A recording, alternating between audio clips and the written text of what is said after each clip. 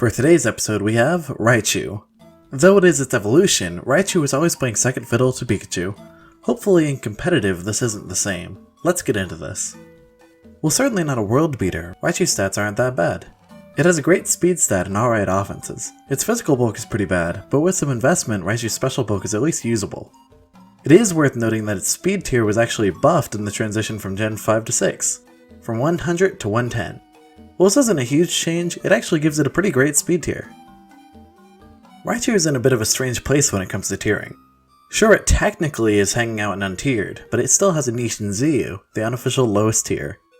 Though it is worth noting that niche is not an understatement. There are a lot of electric types in ZU, like Rotom, Manectric, and Stunfisk, and they all outclass Raichu in most ways. Raichu is basically only usable as a setup sweeper with a moveset of Nasty Plot, Thunderbolt, Surf, and Focus Blast. The king of ZU, Rotom, also nearly takes Raichu's Nasty Plot set, but lacks a bit when it comes to damage output with non-super effective attacks, so Raichu's niche remains. While Raichu is set up, it can basically cleave through most of the tier.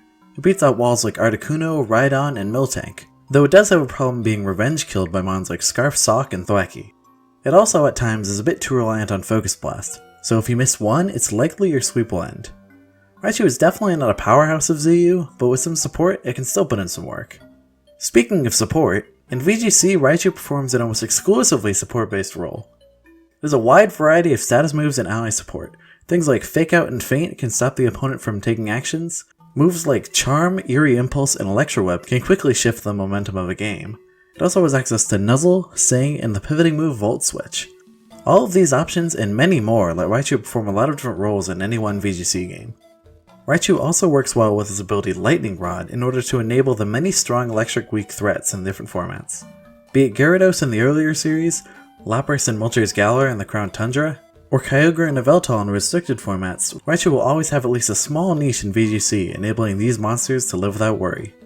Another one down, only about 900 to go. Oh well, that may take a while. So let me know if you have a Pokemon you'd like to see next. And as always, have a good day everyone.